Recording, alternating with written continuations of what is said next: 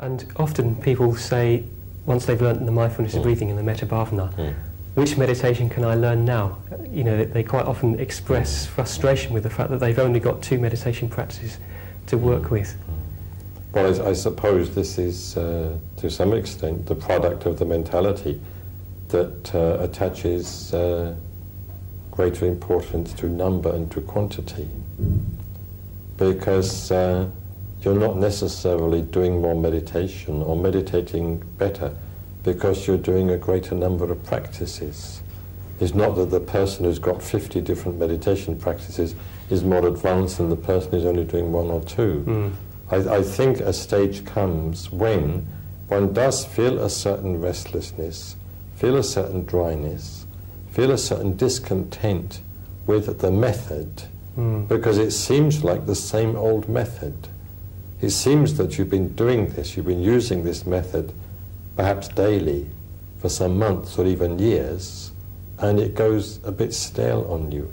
I think then, if that is your experience, you must redouble your efforts and approach the practice that you're doing with a fresh mind, or what the Zen people call beginner's mind. Tell yourself it isn't the same old practice. It isn't the same old mind.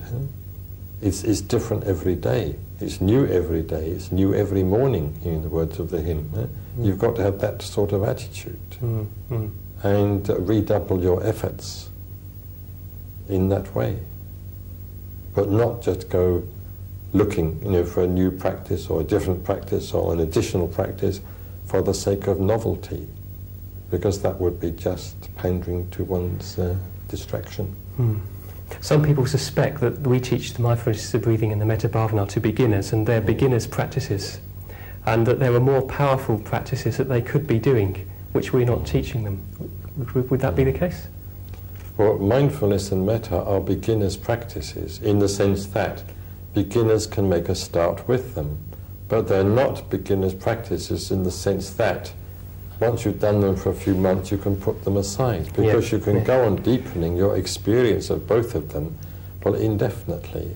I'm quite sure that if people practiced mindfulness fully and deeply, or practiced metta fully and deeply, following up all the implications of those 2 practices, that would be all that they really need to gain stream entry and enlightenment.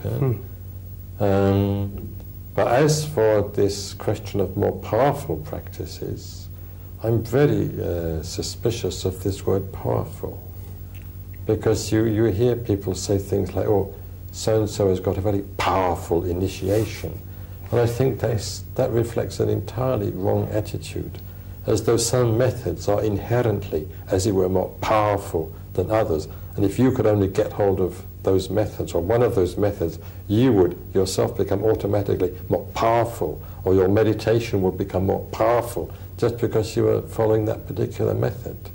I think this is a gross misunderstanding. You get out of the meditation what you put into it. Some methods of meditation may be more effective for you personally for various reasons, but I would say that no method of meditation, no mantra, and so on, is inherently more powerful than any other. If it is appropriate to use the language of power at all, the method possesses the power that you put into it with your own energy by virtue of your practice.